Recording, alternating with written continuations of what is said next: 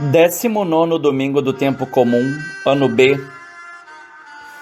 Os interlocutores de Jesus são denominados de judeus, termo que só ocorre 3 vezes em João 6, os versículos 4, 41 e 52.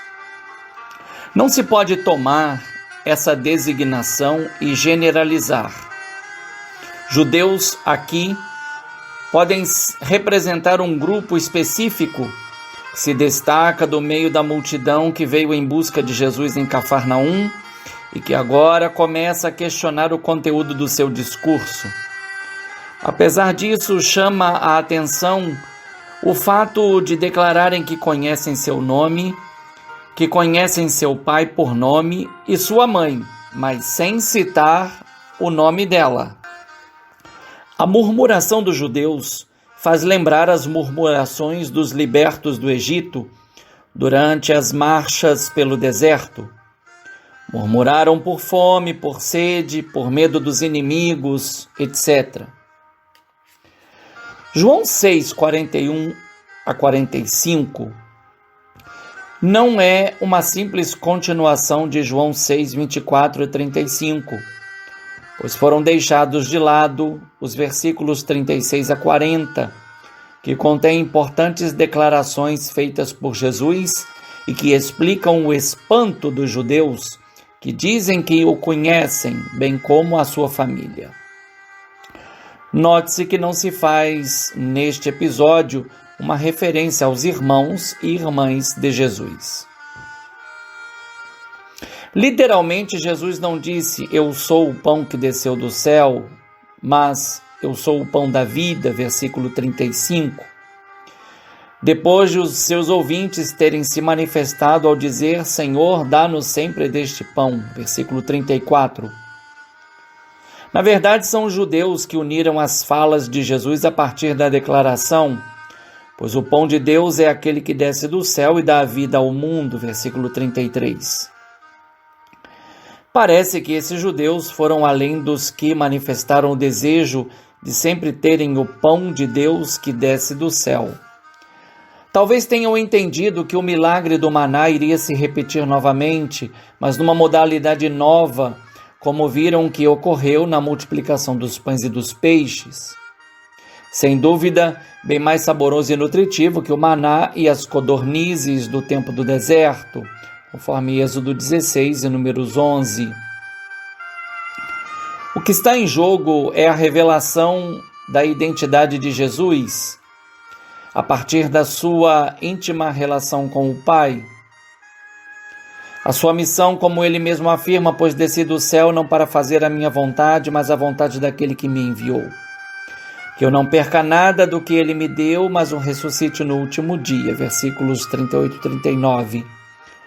Com isso, Jesus se coloca como um guia superior a Moisés, que não só morreu sem entrar na terra prometida, mas que não teve como evitar a morte dos que se rebelaram contra ele e contra Deus. É o que se depreende da afirmação de Jesus, os vossos pais comeram o maná no deserto, no entanto morreram. Eis aqui o pão que desce do céu, quem dele comer nunca morrerá, versículos 49 e 50. Aqui sim, Jesus afirma que é o pão descido do céu, mas a diferença do maná é capaz de não deixar morrer os que dele se alimentam, desde que haja fé. Além da identidade e da missão, está em jogo o discipulado. Pelo espanto dos judeus que afirmaram o conhecimento de Jesus por sua família, surge a crise com a segunda pergunta, como então pode dizer que desceu do céu, versículo 42? A pergunta tem a ver diretamente com a afirmação do versículo 38, pois desci do céu não para fazer a minha vontade, mas a de quem me enviou. Ao lado da revelação estabelecida, sim, esta é a vontade do meu Pai, quem vê o Filho e nele crê tem a vida eterna, e eu ressuscitarei no último dia, versículo 40. Assim, não basta ver Jesus através de sua família, mas é preciso ver e crer que Jesus é o Filho que desceu do céu para fazer a vontade do seu Pai. Diante da dúvida e do impasse, Jesus não recua, mas avança com uma convicção que lhe assegura a certeza da sua missão. Por isso não se ilude. Ninguém pode vir a mim se o Pai que me enviou não o atrai. Versículo 44. Esta atração já havia sido dita no diálogo com Nicodemos, João 3, 14 e 15, no qual o conteúdo aponta de forma antecipada para o seu mistério pascal, fonte de vida e base para a afirmação. Eu ressuscitarei no último dia, versículo 44. Retomando a força do efeito que deriva da missão de Jesus e dita já por 2 vezes. Mas o ressuscite no último dia, versículo 39. E eu ressuscitarei no último dia, versículo 40. Qual é, porém, o último dia? Poder-se-ia pensar no último dia da história desse mundo, e é como pensava Marta, a irmã de Lázaro. Sei que ressuscitará na ressurreição no último dia, João 11, 24. Mas pode-se admitir o último dia de cada ser humano nesse mundo, enquanto se prepara para experimentar a morte e se encontrar com o Deus da vida, revelado em Jesus, que respondeu a Marta: Eu sou a ressurreição. Quem crê em mim, ainda que morra, viverá. E quem vive e crê em mim jamais morrerá. João 11, 25. De tal modo, quem vive e crê em Jesus, vive o seu último dia a cada dia, e sem medo da morte, porque em verdade vos digo, quem crê possui a vida eterna. João 6, 47. Entre as afirmações dos versículos 44 e 47 encontra-se uma citação que remete aos profetas Isaías 54, 13 e Jeremias 31, 33 e 34. Por meio destes, Deus havia declarado que Ele mesmo instruiria e cancelaria a falta do seu povo. O recurso de Jesus a esses 2 profetas, mesmo sem mencioná-los por nome, tende a não minimizar a força da Torá, representada por Moisés, mas talvez demonstrar a sua superioridade frente ao grande legislador, considerado interlocutor de Deus face a face, como se encontra em Deuteronômio 34, 10. E em Israel nunca mais surgiu um profeta como Moisés, a quem o Senhor conhecia face a face. É o que se depreende da afirmação de Jesus, não que alguém já tenha visto o Pai, só aquele que vem de junto de Deus viu o Pai, versículo 46. Tal formulação retoma o final do prólogo. Ninguém jamais viu a Deus. O Filho unigênito que está no seio do Pai, este o deu a conhecer. João 1,18. Só quem passa pelo Filho, o próprio Deus, que instrui o ser humano na verdade, pode experimentar no agora da própria existência a vida eterna, que se revela na vida de comunhão com Jesus, que novamente afirma, eu sou o pão da vida, versículo 48. Essa é a resposta para o mais profundo desejo que o ser humano tanto quer ver satisfeito para além da mera necessidade física e material. Não obstante o maná fosse um dom de Deus para o seu povo peregrinante, após a entrada do mesmo em Canaã, ele cessou de cair, conforme Josué 5,12. Mas após o exílio começou a ser esperado como um sinal de que a era messiânica chegaria ao seu clímax com a manifestação do Messias, cumprindo a profecia de Deuteronômio 18, 15 a 18. Tal expectativa nos tempos de Jesus havia se intensificado e o maná passou a ser chamado pão dos anjos, Sabedoria 16, 20. Já o Salmo 78, 25 chama de pão dos fortes, onde fortes poderia significar também os anjos.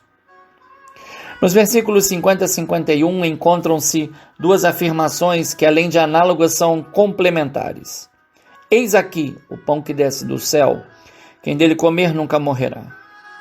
Eu sou o pão vivo descido do céu, quem comer deste pão viverá eternamente. Essas 2 afirmações lançam novas bases para que os destinatários interpretem o sinal messiânico para além da mosaica perspectiva.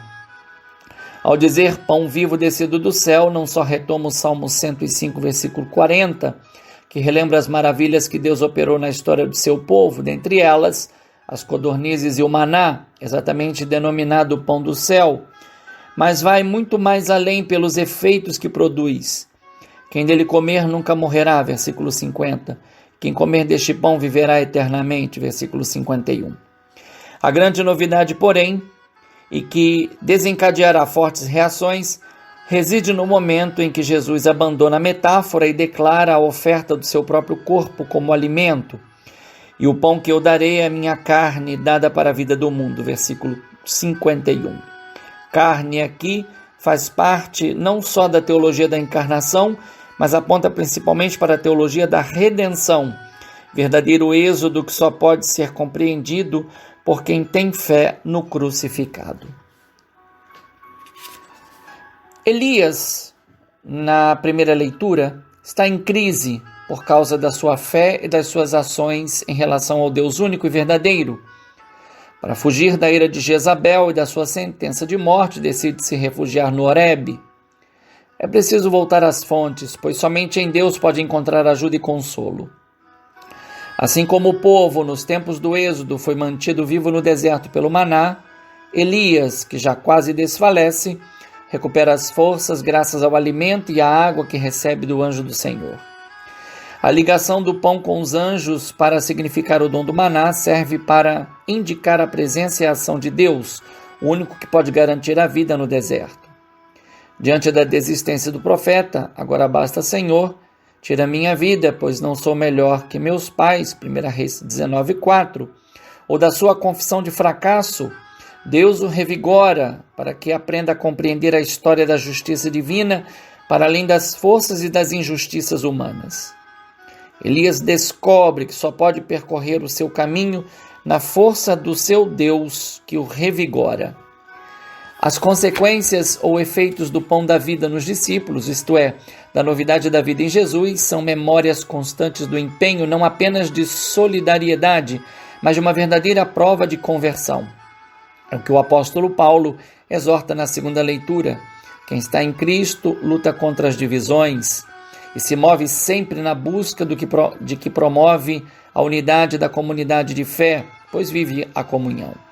Fica claro o que deve desaparecer e o que deve resplandecer em cada cristão.